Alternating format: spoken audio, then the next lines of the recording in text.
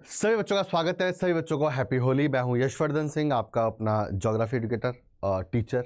ठीक है, तो पढ़ना शुरू करते हैं। हम प्राइमरी एक्टिविटी पढ़ेंगे जो फंडामेंटल ऑफ ज्योग्राफी बुक का 4th चैप्टर है। ठीक है, एक अच्छा सा चैप्टर है। तो होली की भी छुट्टियां चल रही हैं और अभी से हम एंजॉय करते हुए पढ़ते हैं, जिससे बहुत सारे क्वेश्चन आने की पूरी उम्मीद है CUT में। ठीक है, तो प्राइमरी एक्टिविटीज़ की बात करते हैं। प्राइमरी एक्टिविटी कौन सी? जो लैंड और वाटर से जुड़ी हुई है, जो डायरेक्टली अर्थ से जुड़ी हुई एक्टिविटीज़ हैं, वो प्राइमरी एक्टिविटीज़ हैं। इस प्राइमरी एक्टिविटीज़ के अंदर, या फिर हम ये कह सकते हैं कि जहाँ से रॉ मटेरियल आ रहा है वो एक्टिविटी सब प्राइमरी एक्टिविटीज़ है। अगर हम बात कर लें एग्रीकल्चर की, अगर हम बात कर लें फॉरेस्ट्री की, अगर हम बात कर लें माइनिंग की, अगर हम बात कर लें फिशरीज़ की, अगर हम बात कर लें एनिमल हस्बेंड्री की, ठीक है, तो ये सब के सब सेक्टर क्या आते हैं? प्राइमरी एक्टिविटी के अंदर आते हैं। These activity include the hunting, gathering, pastoral activity, fishing, forestry, agriculture, mining, quarrying. ठीक है ना, the primary activity are directly related with the land and water. वो सबकी सब एक्टिविटी जो भी रॉ मटेरियल दे रही हैं, वो सबकी सब एक्टिविटी क्या है? वो सबकी सब एक्टिविटी जो है वो प्राइमरी एक्टिविटीज़ हैं। आगे देखते हैं। ठीक है, the economic activities, the human activity which the generated income are known as a economic activity, है ना। जब इनकम के लिए, सोर्स के लिए जब ट्रेड होता है, जब गुड एंड सर्विसेज का, है ना, कुछ चीज़ें खरीदी जाती हैं, कुछ चीज़ें बेची जाती हैं इंडिविजुअल के या ग्रुप के थ्रू या किसी कंपनी के थ्रू, तो उसे इकोनॉमिक एक्टिविटी कहते हैं। The type of economic activity, the 4 type of economic activity अगर हम बात कर लें, 5 टाइप भी कर सकते हो आप, 6 टाइप भी कर सकते हो। ठीक है, आजकल बहुत सारी नई नई सर्विसेज जो है वो जनरेट हो रही है, इनोवेशन हो रहा है सर्विसेज का। तो प्राइमरी एक्टिविटी की अगर हम बात कर लें, is a primary activity, secondary activity, टर्जरी activity and quaternary activity, है ना। तो 4 टाइप्स ऑफ एक्टिविटी हम पढ़ेंगे। प्राइमरी एक्टिविटी, प्राइमरी एक्टिविटी जो है लैंड एंड वाटर जुड़ी हुई है, जो रॉ मटेरियल देती है। सेकेंडरी एक्टिविटी प्राइमरी एक्टिविटी से मिला हुआ जो सामान है उसको फिनिश गुड में तैयार करती है सेकेंडरी एक्टिविटी, जिसे मैन्युफैक्चरिंग कहते हैं। यहाँ दोनों से जो सामान तैयार हुआ उस सामान को बेचने का काम करेगा टर्जरी सेक्टर, जिसे सेवा सेक्टर कहते हैं।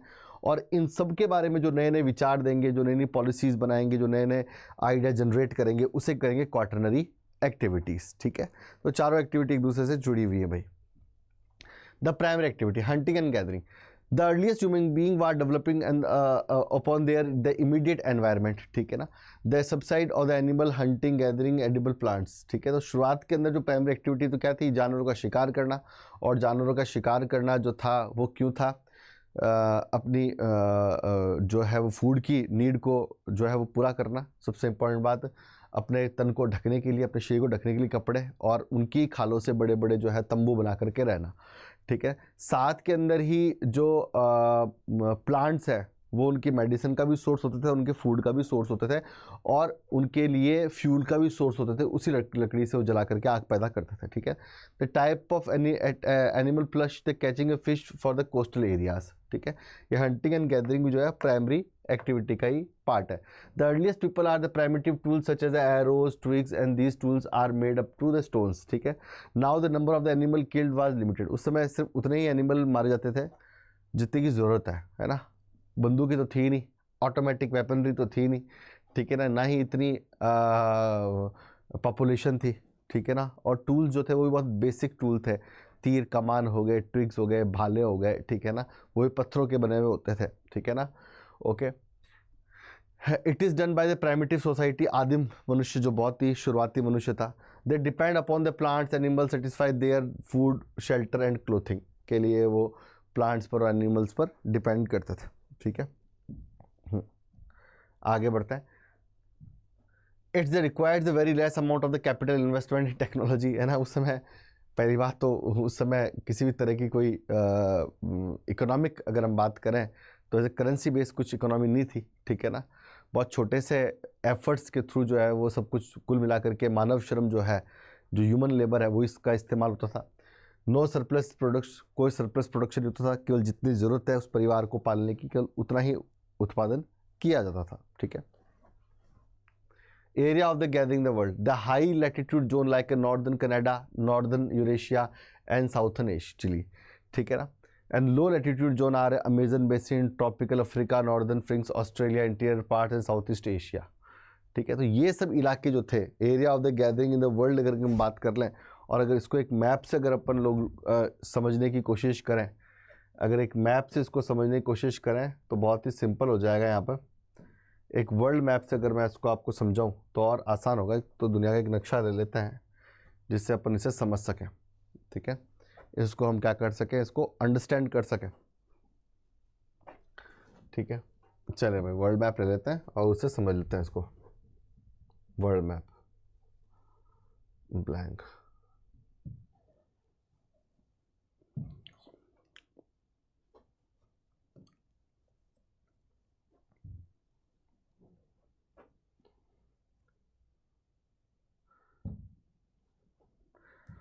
चले भाई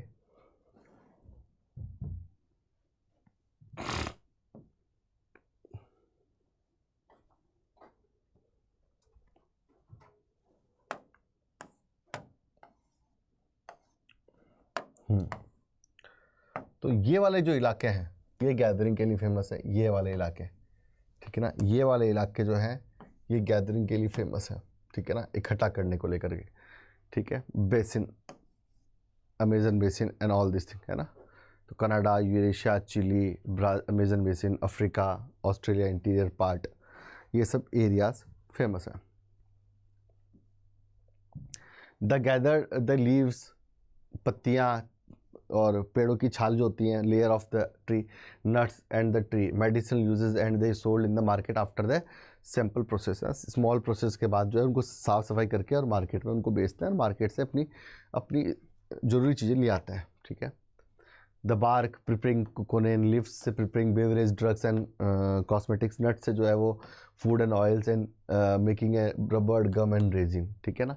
ये जो उनको फॉरेस्ट्री से जो प्रोडक्ट मिल रहे हैं उनसे ये सब बनाते हैं और इनको जो थोड़ा फिनिश करके और मार्केट में बेच देते हैं, ठीक है, छोटे लोकल मार्केट्स में इनको बेचते हैं, ठीक है, गाँवों में, आदिवासी इलाकों में जो होता है, ठीक है। The pastoralism, the people living the different climatic condition, domestic animals and they are totally depend upon the geographical environment.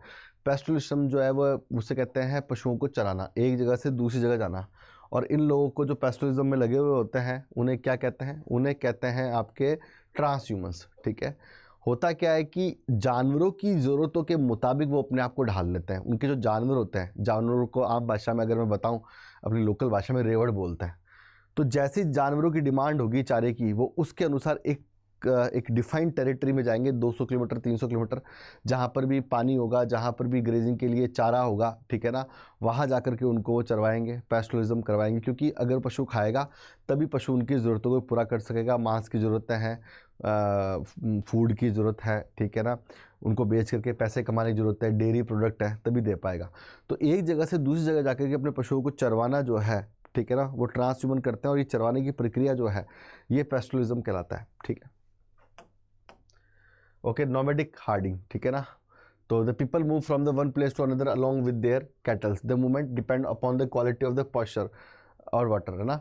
जैसा चारागाह भूमि होगी, जैसा पानी होगा, जैसे आपने अक्सर राजस्थान की अगर मैं बात करूँ आपके सामने, ये राजस्थान का नक्शा है ना, रोम्बस शेप है राजस्थान का नक्शा, ठीक है ना। एग्जैक्टली राजस्थान का नक्शा नहीं है लेकिन रोम्बस शेप में राजस्थान का नक्शा। तो वेस्टर्न राजस्थान से ईस्टर्न राजस्थान की तरफ लोग आते हैं। वेस्टर्न राजस्थान डेजर्ट का इलाका और ईस्टर्न राजस्थान जो है वो ग्रीन इलाका है। तो यहाँ से अपने जो ट्रांस ह्यूमंस हैं बारिश के बाद में जो है अपने मवेशियों को लेकर के यहाँ आते हैं और यहाँ आकर के चरवाते हैं। तो 400 किलोमीटर के अंदर जहाँ पर भी अच्छा पानी और अच्छा चारा है, ग्रेजिंग के लिए ग्रास है, वहाँ पर अपने पशुओं को लेके जाते हैं और टेरिटरी कन्फाइंड होती है, ठीक है ना। ऐसा नहीं है कि वेस्टर्न राजस्थान का जो है वो साइबेरिया, मतलब वो यूरोप चला जाएगा। एक पर्टिकुलर टेरिटरी होती है, उसके अंदर अपने पशुओं को जहाँ पर भी पानी और ग्रेजिंग लैंड है, जहाँ पर भी पॉस्चर लैंड है, वहाँ पर वो ले जाता है, ठीक है। The pastoral nomadism is practiced in the three major regions. The area extends from the Atlantic shore in the north, Africa eastwards, है ना, ठीक है, Arabian peninsula, China and central Asia. The second region is tundra region, Eurasia, ठीक है ना, and the third region is south west Africa and Iceland of the Madagascar. तो अगर अपन इसकी बात कर लें कि ये कहाँ कहाँ होता है, एक नक्शा वापस ले लें, ठीक है, कहाँ कहाँ होता है, अगर इसकी चर्चा हम कर लें कि इस तरह की जो पैस्टोरलिज्म जो है वो कहाँ कहाँ हो रहा है, ठीक है, जो कि एक इम्पॉर्टेंट एस्पेक्ट है, ठीक है। तो ये कहाँ कहाँ हो रहा है अगर इसकी हम बात कर रहे हैं, तो ये तो इस इलाके में हो रहा है, एक इस इलाके के अंदर हो रहा है और इस इलाके के अंदर हो रहा है, ठीक है ना। ये पूरा का पूरा पूरा इलाका इससे प्रेरित है, ठीक है ना, जहाँ पर अपने पशुओं को चराया जा रहा है ना। एक जगह से दूसरी जगह अपने पशुओं को चरा रहे हैं। इसको नोमैडिक हार्डिंग कहते हैं। ये अफ्रीका के एरियाज़ में, ये मेडागास्कर के एरियाज़ में, ठीक है ना। और साथ में अगर अपन बातचीत कर लें, ठीक है, तो ये जो है आपके जो है टुंड्रा रीजन जो है, ठीक है ना, कौन सा रीजन है, टुंड्रा रीजन जो है आपका, ठीक है ना, इसके अंदर ये काम हो रहा है। ओके, चले भाई। The process of the migration from the mountain area to the plain area during the winter and plain area to mountain area summer, the known as a transhumance. ये भारत में भी होता है और ये पूरी दुनिया में इस तरह के पाया जाता है, ठीक है। कैसे, अगर मैं आपको इस बात को समझाऊं या अगर इस बात को मैं बताऊं आपको, ठीक है ना, तो कैसे होगा ये, ठीक है ना। अगर मैं बताऊं आपको तो हिमालय रीजन्स के अंदर ही होता है। हिमालय जो रीजन्स हैं वहाँ पर क्या होता है, हाइट के ऊपर ग्रासलैंड्स होते हैं, इनको अल्पाइन ग्रासलैंड बोलते हैं। क्या कहते हैं, अल्पाइन ग्रासलैंड बोलते हैं इनको। ऊंचाई पे स्थित जो ग्रासलैंड होते हैं उन्हें क्या कहते हैं, अल्पाइन ग्रासलैंड्स कहते हैं। बकरवाल हैं, भोटिया है, गद्दी हैं, ये जो ग्रुप्स हैं, ठीक है ना, ये सर्दियों में तो इन पहाड़ों से नीचे आ जाते हैं मैदानों में, ठीक है ना। कब आ जाते हैं, विंटर में तो ये नीचे आते हैं, है ना, विंटर में तो। लेकिन जैसे ही समर होता है ये वापस अपने कैटल्स को लेकर के यहाँ आ जाते हैं, क्योंकि यहाँ पे समर्स के अंदर बर्फ़ पिघल जाती है और उसके बाद में जो है वो घास जो है वो उग जाती है। और घास जब उग जाती है तो इसे ऋतु प्रवास कहते हैं ना, कि सर्दियों में तो ये सब नीचे आ जाता है क्योंकि सर्दियों में ऊपर बर्फबारी हो जाती है, सबके सब जितने भी जो माउंटेन एरिया है वो बिल्कुल स्नो से कवर हो जाता है। लेकिन गर्मियाँ जब अप्रैल मई में शुरू होती हैं तब धीरे धीरे बर्फ़ पिघल जाती है और वहाँ पे घास उगाती है। तो फिर गर्मियों में ये अपने कैटल्स को ऊपर लेके जाते हैं और इन अल्पाइन ग्रासलैंड, जो हाइट पे जो ग्रासलैंड्स होते हैं, जो पॉस्चरलैंड्स होते हैं, उन्हें अल्पाइन पॉस्चरलैंड्स कहते हैं। वहाँ पर जाकर के बकरवाल, गद्दी और भोटे जनजाति के लोग जो हैं वो अपने मवेशियों को चरवाते हैं और सर्दियों में वापस नीचे आ जाता है। इसे कहते हैं ऋतु प्रवास कहते हैं, ठीक है ना। या इसे जो है जो ये लोग करते हैं उसे ट्रांसह्यूमंस कहते हैं। बकरवाल, भोटिया हिमालय क्षेत्र के अंदर ये होता है, ठीक है ना। In known as a transhumance Gujarwal, Bakarwal, Gaddi, Bhotia in India, ठीक है। The commercial livestock rearing, ठीक है ना, ये भी जो है वो प्राइमरी एक्टिविटी है, एग्रीकल्चर से कनेक्टेड है, ठीक है ना। इसके अंदर जो है वो आप बड़े बड़े फार्म्स के अंदर जो है भैंस हो गई, लाइक बफेलो, काऊ हो गई, गाय हो गई, शीप हो गई, गॉट हो गई, बकरी हो गई, उनको लेकर के आप उन्हें एक बड़े से एक बहुत बड़ा कैपिटल खर्च करके एक बड़ा सा फार्म बनाते हो, वेटनरी सर्विसेज वहाँ देते हो और मांस के लिए, दूध के लिए आप जो है इनको, या फिर कार्बनिक जो फर्टिलाइजर है उसके लिए आप इन्हें जीवों को पालते हो। It is the well organize and capital intensive the practice in permanent trenches, the ranches cover large area, ठीक है ना। Only type of the animal is rare, ठीक है ना। Importance animal are the sheep, cattle, goats and horses. It is significant maintain and this product are the exported to many countries.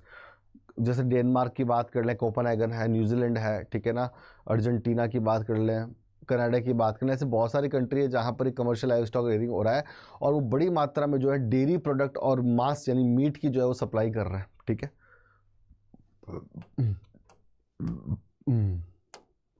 The important is given on the breeding and genetic improvement, ठीक है ना। साथ में वहाँ पर अच्छी breed के लिए जो है वो अच्छे जानवरों का क्रॉस भी करवाया जाता है ना। गाय की नस्ल को सुधारने के लिए गाय की जितनी अच्छी ब्रीड होगी बच्चों, उतना ज़्यादा ही आपको मीट और उतना अच्छा ही उसका आपको डेयरी प्रोडक्ट मिलेगा, ठीक है ना।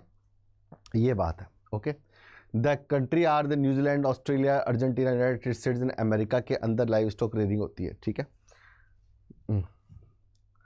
Agriculture type, the subsistence agriculture, primitive subsistence agriculture, intensive subsistence agriculture, ठीक है ना। ये जो है वो टाइप ऑफ एग्रीकल्चर है। तो substance agriculture, primitive subsistence agriculture, intensive subsistence agriculture, ठीक है। तो यहाँ पर सबसे इम्पोर्टेंट अगर हम बातचीत कर लें, ठीक है, यहाँ पर अगर मैं बातचीत करूँ तो क्या है, सब्सटेंस एग्रीकल्चर, प्राइमेटिव एग्रीकल्चर और इंटेंसिव एग्रीकल्चर, है ना। तो निर्वाह कृषि जो कि बहुत ही बेसिक होती है और ये शिफ्टिंग एग्रीकल्चर भी कहते हैं, आदिम निर्वाह कृषि और गहन निर्वाह कृषि, ठीक है ना। ये तीन तरह की होती है भाई। तो सबसे पहले सब्सटेंस एग्रीकल्चर की बात कर ले, जैसे शिफ्टिंग, स्लैश या बर्न, मिल्पा, लदांग, रे, कुमारी, चैना, ये सब कहते हैं। खेत को जलाओ, ठीक है ना, छोटे से इलाके को जलाओ, खेत जल जाए मतलब जंगल को जलाओ, छोटे से जंगल को जलाया, वहाँ पर 2-2.5-3 बीघा में खेत बनाया और जो ऐश जो है जंगल जलाने के बाद जो राख बची है उसको फर्टिलाइज़र के तौर पर इस्तेमाल करो, 2-3 साल प्रोडक्शन करो, उसके बाद वो अनफर्टाइल हो जाएगी लैंड, फर्टिलिटी कम हो जाएगी उसकी, उसका दूसरा जंगल जलाओ, लगातार जंगलों को शिफ्ट करते रहो। इससे नुकसान होता है, जंगल बहुत कटते हैं, लेकिन आजकल भी ये नहीं होता, ये पुराना तरीका था। The subsistence agriculture is one of the which the farmers consume all और nearly so of the product locally grown. Primary subsistence agriculture, another name is the shifting agriculture, ठीक है ना। It is a widely practice in tribal area, tropical है ना, Africa, south central America, south east Asia, ठीक है ना। The vegetation is usually cleared by the fire and ashes of the vegetation use the add the fertility, ठीक है। Hence it is called slash and burn agriculture, है ना। Substance agriculture slash and burn भी कहते हैं, इसे shifting भी कहते हैं, ठीक है ना। The patches are very small and cultivation done by the primitive tools, है ना, छोटे छोटे टूल्स, लकड़ी के और पत्थर के टूल से जो है खेती की जाती है, ठीक है। Is as soon as the soil fertile gets over the family member move the other, जैसे ही वो 2-3 साल तक प्रोडक्शन लोग है तो फिर उसकी फर्टिलिटी कम हो जाएगी ज़मीन की, तो फिर दूसरी जगह फैमिली शिफ्ट होगी, एक नया जंगल जलाएगी छोटा सा और वहाँ पर वापस खेती करेगी, ठीक है। It is practice in the tropical forest area. The problem of the shifting cultivation, soil become infertile, it's soil erosion and yield is very less. बहुत कम प्रोडक्शन होता है, इतना प्रोडक्शन होता है जिससे परिवार का पेट पल जाए, है ना। सॉइल इरोजन होता है, आप जंगलों को जलाओगे तो सॉइल की फर्स्ट लेयर जो है उसका इरोजन हो जाएगा, सॉइल बिकम इनफर्टाइल, ठीक है ना, सॉइल ख़राब हो जाएगी, है ना, क्योंकि आपने और कुछ डाला ही नहीं उसमें, और लगातार आप 2.5-3 साल तक एक ही लैंड से जो है प्रोडक्शन करते रहे तो उसकी फर्टिलिटी कम हो जाएगी, ठीक है ना। भाई अपने शरीर को भी मजबूत बनाने रखने के लिए विटामिन प्रोटीन चाहिए, ठीक है ना, बहुत कुछ चाहिए, मिनरल्स चाहिए, ठीक है ना। वैसे ही ज़मीन को भी फर्टाइल बनाए रखने के लिए बहुत सारे मिनरल्स वगैरह चाहिए होता है, ठीक है ना, बहुत सारे मिनरल्स वगैरह चाहिए होते हैं, तो इज़ वेरी इंपॉर्टेंट थिंग। चले भाई, ठीक है। तो intensive subsistence agriculture, 2 type, the dominated by the wet paddy and cultivation and dominated by the crop other than paddy, ठीक है। 2 तरह की हैं, एक के अंदर तो अपन गेहूँ, एक के अंदर तो अपन चावल उगा रहे हैं और एक में अपन गेहूँ उगा रहे हैं, 2 तरह की हो गई, ठीक है। Dominate by the paddy cultivation, rice is the dominated crop, the field are very small due to the high density of the population, the farmer with the help of the family members, the machine is limited, manual labour are more, machinery बहुत कम है, manual labour लगी हुई है। Yard में जो use cow dung, है ना, देसी खाद का इस्तेमाल करते हैं, yield per unit is very high, production बहुत आई है ना, क्योंकि ज़मीन में पानी भी है और अच्छा फर्टिलाइज़र यूज़ कर रहे हैं, लेकिन छोटे खेत हैं और फैमिली जो है इसके अंदर काम करती है, बिना मशीनरी का काम होता है, ठीक है। Dominate by the crop other than paddy, है ना, अब गेहूँ वगैरह खेती होती है, अगर बात करें different crop are the cultivated due to the different geographical factors. ये तो सीधी सी बात है कि जो महाराष्ट्र में, जो तमिलनाडु में उगता है वो राजस्थान में नहीं उग सकता, जो राजस्थान में उगता है वो अरुणाचल प्रदेश में उगता है, तो अलग अलग जोग्राफिकल कंडीशन के हिसाब से अलग अलग जो है वो एग्रीकल्चर की जाती है ना, एग्री प्रोडक्शन लिया जाता है। अगर हम बात करें तो the different crop are cultivated due to the different geographical factors, the wheat, soybean, barley and the sorghum, ठीक है। देखें इसको साथ में अगर हम बातचीत कर लें, ठीक है। In India the wheat is grown the western part of the Indo Gangetic plain, the millets are grown in the dry part of the western and the southern India, ठीक है। द प्लांटेशन एग्रीकल्चर, रबड़ है, अगर हम बातचीत कर लें, rubber की बात करें, अगर हम चाय की, टी की बात करें, कॉफ़ी की बात करें, बनाना की बात करें, हम लोग साथ में पाम ऑयल की बात करें, तो tea, coffee, cocoa, rubber, cotton, oil, sugar cane, ये सब प्लांटेशन एग्रीकल्चर है, ठीक है ना। ओके, यूरोपीय लोग इसको भारत में लेके आए थे, ठीक है। The introduce by the European in the colony situated in the tropics, the example tea, coffee, cocoa, rubber, cotton, oil, palm, sugar cane, bananas and pineapples, ठीक है। The important characteristic, it is the monocropping system, है ना, एक बार में एक ही फसल उगाई जाती है। क्या है? मोनोक्रॉपिंग सिस्टम है, एक बार में केवल एक ही फसल उगाई जाती है, इसे मोनोक्रॉपिंग सिस्टम कहते हैं। क्या करते हैं? एक बार में केवल एक ही फसल उगाई जाती है। क्या समझे बात को, है ना, एक बार में केवल एक ही फसल उगाते हैं, इसे मोनोक्रॉपिंग सिस्टम कहते हैं, ठीक है। ऐसा नहीं कि फसलें अलग अलग बो रहे हो, है ना, या तो चाय के बागान होंगे या रबड़ के बागान होंगे या कॉफ़ी के, ऐसा होता है कि कॉफ़ी के बागान थे फिर चाय के बागान बन गए। मोनोक्रॉपिंग एक सिंगल क्रॉप सिस्टम होता है। Farming is done with the scientific method and required the large investment, बड़ा इन्वेस्टमेंट चाहिए होता है, स्किल एंड अनस्किल्ड लेबर चाहिए होती है ना। The cheap labour is also required, the good means the transport and communication अच्छा होना चाहिए। The British develop the tea garden in the India and Sri Lanka and rubber plantation in Malaysia and sugar cane in the West Indies. तो colonial time के अंदर जो है वो business करने के लिए जो है वो प्लांटेशन एग्रीकल्चर को बढ़ावा दिया गया।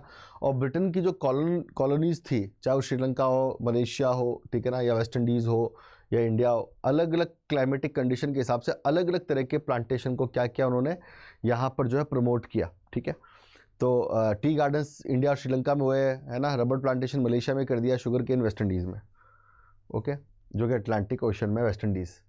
एक्सटेंसिव कमर्शियल ग्रेन है ना cultivation, it is the president in semi arid area, बहुत पैसा खर्च होता है यहाँ पे भी, है ना, Argentina, the velds of South Africa and New Zealand वगैरह में होती है ये, ठीक है ना। स्टेपीज़ हैं, पेरीज़ हैं, वेल्ड हैं, पंपास हैं, ठीक है, डाउन्स हैं, कैंटरबरी हैं, पुस्टाज है, ये सब एरियाज़ हैं इनके, ठीक है। The wheat is the principal crop, the other crop like corn, barley, oats also grown, it is completely machine cultivation, बड़े बड़े खेत होते हैं, है ना, और बहुत ही मैकेनाइज्ड तरीके से जो है खेती होती है, बड़े बड़े जो है वो कल्टीवेटर जो है इसके अंदर इस्तेमाल किए जाते हैं, ठीक है ना। It is the practice in the Eurasia steppes, Canadian highlands, American prairies, the pampas of Argentina, the velds of South Africa and New Zealand in Canterbury. The mixed farming, है ना, तो मिक्स्ड फार्मिंग जो है अगर हम बातचीत कर लें तो जहाँ पर मोनो मतलब जहाँ पर कई सारी तरह की क्रॉप्स जो है उगाई जाती है, ठीक है ना, साथ में एनिमल लाइव स्टॉक भी रखा जाता है, तो उसे मिक्स्ड फार्मिंग कहते हैं। ये विकसित देशों में होती है, मतलब डेवलप्ड कंट्रीज में होती है। It is found in the highly developed part of the world, example north western Europe, eastern North America, parts of Eurasia and temperate latitude of the south continents, ठीक है ना। तो the farm size is moderate and the crop are mixed with the wheat, barley, oats, मतलब बहुत सारी तरह की mix farming का मतलब ये है। The crop rotation and intercropping play the important role, है ना। क्रॉप रोटेशन, सरसों बो दी, गेहूँ बो दिया, फिर बदला, है ना, इसे इसे क्रॉप रोटेशन कहते हैं। मौसम के हिसाब से खेती बदलते रहना। Animal Rudyard with the crop cultivation is extra animal, है ना, साथ में एनिमल्स भी पालते हैं, ठीक है ना, लाइव स्टॉक भी रखते हैं, उससे एक्स्ट्रा इनकम होती है डेयरी प्रोडक्ट्स को बेच करके।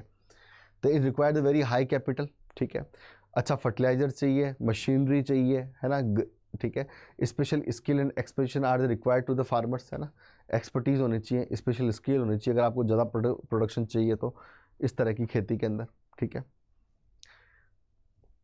डेयरी फार्मिंग, है ना, ठीक है ना, डेयरी फार्मिंग मतलब कैटल्स को पान करके डेयरी प्रोडक्ट्स का उत्पादन करना डेयरी फार्मिंग कहलाता है, ठीक है। It is the high capital intensive, है ना, यहाँ पर बहुत पैसा खर्च होता है। The capital required the construction of the shed है, स्टोरेज है, फैसिलिटी है, फूडर फीडिंग है, और मल्चिंग मशीन्स वगैरह चाहिए होती हैं, ठीक है ना।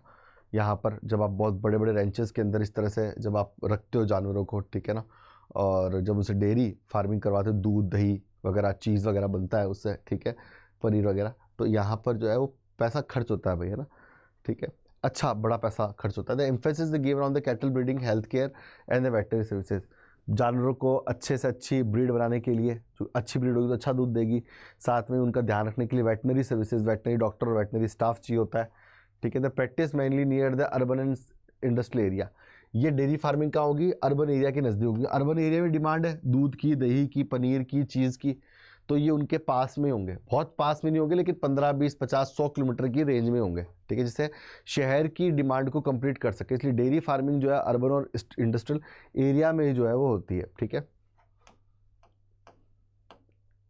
Need good mean the transport, refrigeration other important part. The main region is north western Europe, Canada, south eastern New Zealand and Tasmania, ठीक है, ये इलाके हैं इसके।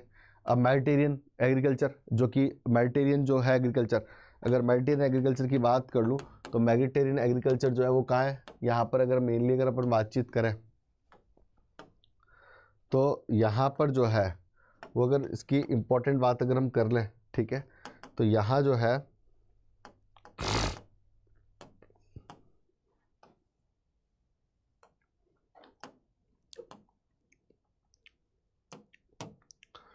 यहाँ पर ये वाला इलाका यूरोप, एशिया और अफ्रीका के बीच का मेडिटेरियन सी का इलाका, ठीक है। मेडिटेरियन सी का इलाका जो है यहाँ पर एक तो सिट्रस फूड्स होते हैं, बेरीज होती हैं, ग्रैप्स वगैरह होते हैं, ऑरेंजेस होते हैं, ठीक है। साथ में ही यहाँ पर सर्दियों के समय यहाँ पर गर्मियाँ पड़ रही होती है, तो यूरोप की जितनी वेजिटेबल और फ्रूट्स की डिमांड होती है यूरोप की और अमेरिका की, वो भी यहीं से कंप्लीट होती है, ठीक है ना। तो ये एरिया भी बहुत इंपॉर्टेंट है, शराब के उत्पादन के लिए बहुत इंपॉर्टेंट है ये एरिया, ठीक है।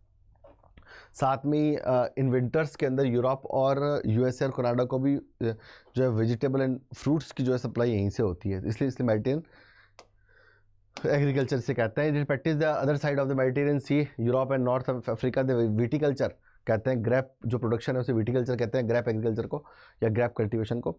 The high quality of the best wine is produce with the distinctive flavors from the high quality of grapes. They also produce the olive oil and figs. The fruits and vegetables are the grown in the winters when there is the great demand in the European countries and North American islands. ठीक है, जैसा कि मैंने आपको बता दिया। ठीक है, market gardening and horticulture. Horticulture मतलब मल्टीपल एग्रीकल्चर एक्टिविटी जो होती है वो हॉर्टिकल्चर। आपने वेजिटेबल भी उगा ली, फसल भी उगा ली, जानवर भी पाल लिए, बगीचे भी लगा लिए, है ना, एक ही ज़मीन पर आपने बहुत कुछ कर लिया, उसे हॉर्टिकल्चर कहता है ना।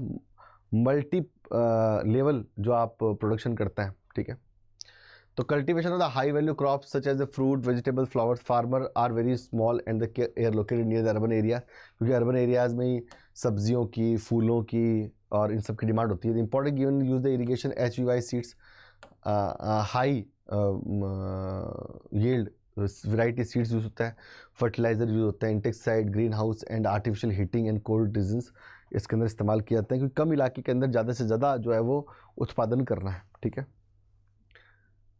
It is develop a thickly populated industrial area, the western Europe, northern part of the USA and the Mediterranean region. The region where the farmers specialise in vegetable only is the known as the truck farming, है ना। Truck farming कहते हैं USA और Canada के अंदर। ठीक है ना, ट्रकों के अंदर जो है सब्जी को पकने से एक दिन पहले ही तोड़ करके रख लिया जाता है अंदर, जिससे वो ताज़ी रहे, और जब तक वो मार्केट में पहुँचे जब तक वो सब्जी पक चुकी होती है, ठीक है ना, तैयार हो चुकी होती है, तो उसे ट्रक फार्मिंग कहा जाता है। ठीक है ना, truck farming. What do you mean by truck farming? The truck cover the distance leaving between the market area and garden areas overnight.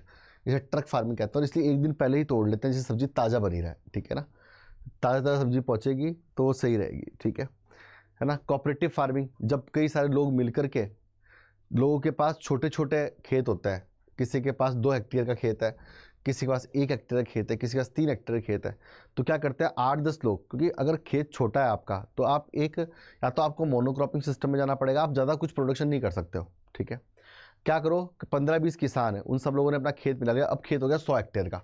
अब आप चाहे जो कर सकते हो, 20 हेक्टेयर में कुछ उगा लो, 30 हेक्टेयर में कुछ उगा लो, 20 हेक्टेयर में कुछ और कर लो, तो मल्टी लेवल पर आप जो है वो एग्रीकल्चर प्रोडक्शन कर सकते हैं और बहुत लाभ कमा सकते हैं। तो कोऑपरेटिव फार्मिंग जो है वो वेस्टर्न यूरोप के अंदर बहुत चली। ठीक है, कोऑपरेटिव फार्मिंग, कोऑपरेटिव सोसाइटी बना करके कुछ लोगों द्वारा ज़मीन को एक जगह इकट्ठा करके, ठीक है ना, okay. A group of farmers from the cooperative society for the more efficient and profitable farming. It is the very much successful in Western Europe countries like Denmark, Sweden and Italy, है ना। तो Denmark और Sweden जो है Scandinavian country और Italy.